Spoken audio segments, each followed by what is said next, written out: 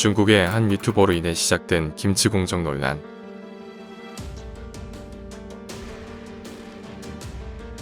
(1500만) 명의 구독자를 가진 중국 유튜버 리즈치는 2021년 1월 김치를 만드는 과정을 보여주며 중국 전통 음식이라 표기했다. 리즈치는 3년 전 김치를 담그는 영상에서 김치를 연변 한국 전통 음식이라 말했다. 2020년 중국 식품안전국가표준은 중국 내에서 한국산 김치를 판매할 때 김치를 파오차이와 함께 쓰도록 했다. 한국의 김치를 파오차이로 부르라는 것이다. 중국은 외래어 표기의 문제로 절임 채소를 통틀어 파오차이로 말한다. 구글에서 영문 김치는 중국어로 파오차이로 번역된다. 우리의 김치를 대명사가 아닌 중국식으로 해석한 까닭이다.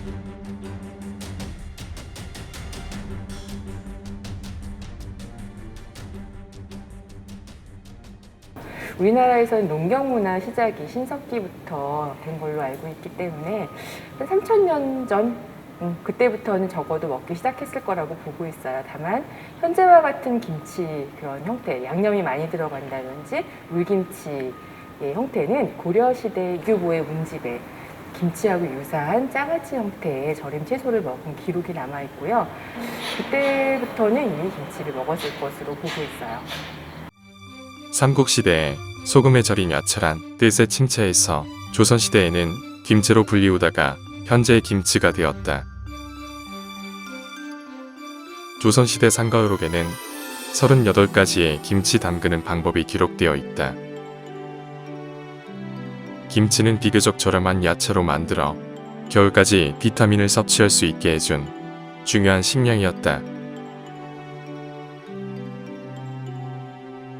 여럿이 모여 김치를 절이는 김장 문화는 한국인의 품앗이 문화와 접목되어 오랜 세월 빼놓을 수 없는 한국인의 음식과 문화로 자리 잡았다.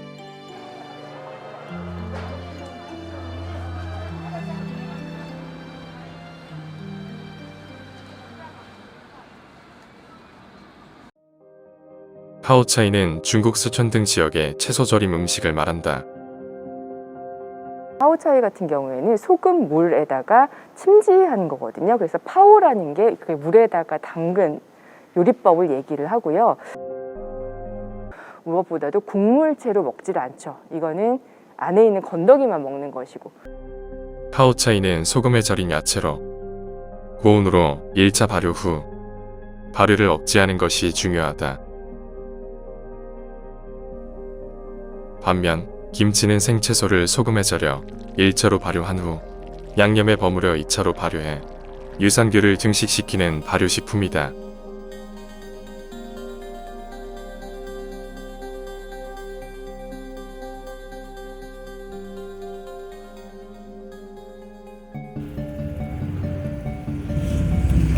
외국인은 김치와 파오차이를 어떻게 생각할까? It changes every restaurant, but usually just kimchi and rice. I saw China was saying that kimchi comes from China and not from Korea. Kimchi is from Korea. I know that, yeah. I think many people know that, so I don't know why suddenly China wanted to say it's from them. احنا عندنا كالشعب المصري او الاجانب عموما كوريا معروفه بالكيمتشي او الراميون. فأي حد يعني مهتم بالثقافة أو بكوريا بيهتم بيسأل على حاجتين راميون وكيمتشي. فأنا أول ما وصلت هنا كوريا كان صاحبي خدني وعزمني في مطعم وكلنا كيمتشي فكان طعمه كويس بالنسبة لي.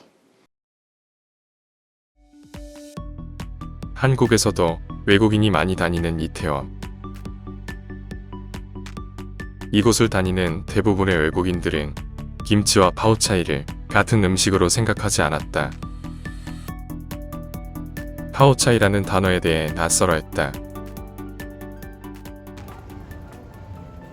왜 중국은 갑자기 김치를 파오차이라 말하고 있을까?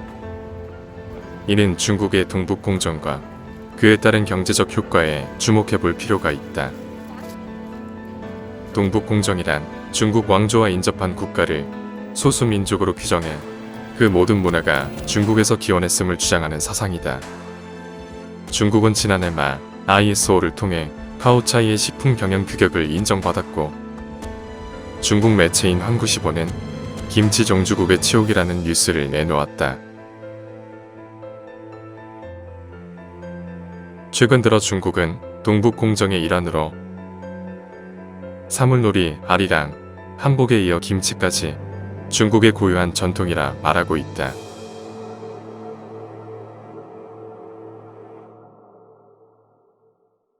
중국산 수입김치는 점점 가격이라는 그 무기를 앞세워서 수입량을 늘리고 있는데, 이 젊은 세대층을 중심으로 김치 소비량이 줄고 있는 거는 진짜 굉장히 좀 뼈아픈 현실인 것 같아요.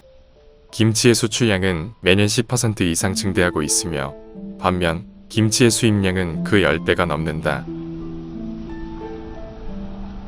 그중 중국산 김치가 99%를 차지한다. 김치의 전통은 한국의 것이나 현재 김치의 가장 큰 생산국은 중국인 것이다. 김치의 정체성의 훼손은 중국에게 문화적 우위와 함께 세계적 음식의 경제성도 획득할 수 있게 해준다. 파오차이가 김치의 원조라는 주장에는 근거가 없다. ISO가 파오차이의 식품 경영 규격을 인증한 문서에 따르면 이 문서는 김치에는 적용되지 않습니다 라고 명시되어 있다. 게다가 한국은 이미 2001년 코덱스를 통해 국제식품 규격을 인정받은 사실이 있다. 코덱스에 명시된 김치는 채소를 양념을 발효시킨 것을 말하며 혼합 양념으로 버무림하는 과정이 있다. 파오차이는 양념의 과정 없이 단순히 소금물에 담가 발효가 되지 않도록 애쓴다. 김치와는 완전히 다른 음식이다. 사실 중국 사람들도 김치가 한국 음식인 건 다 알고 있어요. 그리고 저희가 그 해외 인지도 조사를 해보면 동아시아뿐만 아니라 이 동남아시아도 그렇고 미국이나 유럽도 김치가 한국 음식인 건 다 알아요. 이제 김치가 한국의 전통 음식이라는 건 웬만하면 알거든요.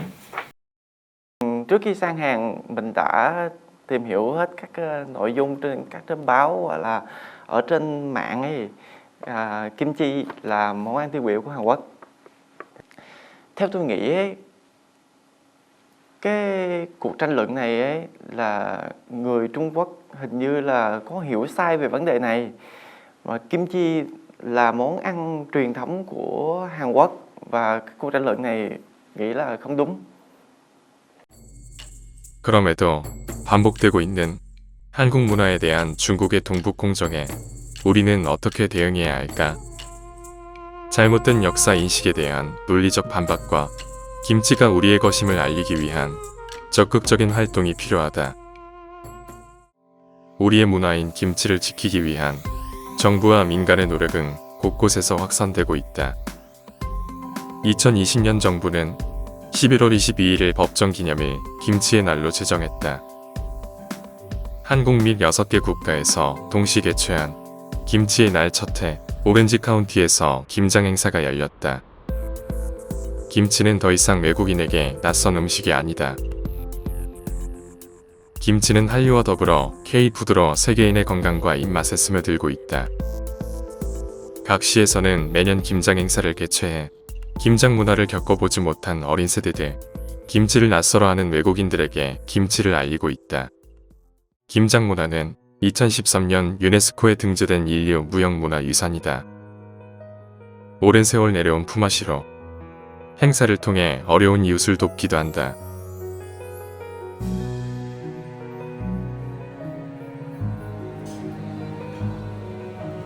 어느덧 김치는 세계인들이 함께 즐기는 음식이 되었다.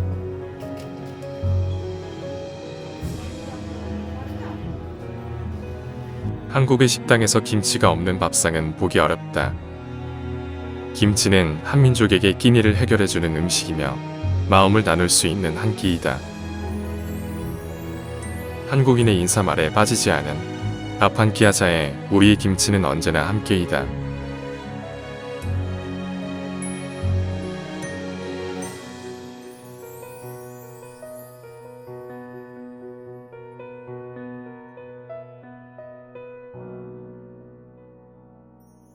이 와중에도 중국의 동북 공정은 계속되고 있다. 중국 역사지도집에서는 평양성 천도 이전의 고구려를 중국 소수민족이 세운 중국사로 기록하고 있다.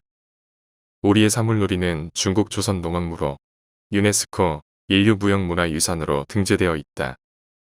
몽고르 칭기즈칸은 중국인이고 기마유문 문화는 스키타이족에 의해 전파된 것이 아니라 모두 중국 소수민족인 몽골족에서 유래했다고 주장하고 있다. 수용인원 100만여 명의 위구르 수용소는 테러리즘 예방 목적이며 직업 재교육 장소이다. 라고 입장을 밝혔다. 베트남의 아오자이는 중국의 풍습이라 주장한다. 일본의 기무노 또한 한복과 마찬가지로 중국의 한푸의 영향을 받았다고 주장하고 있다.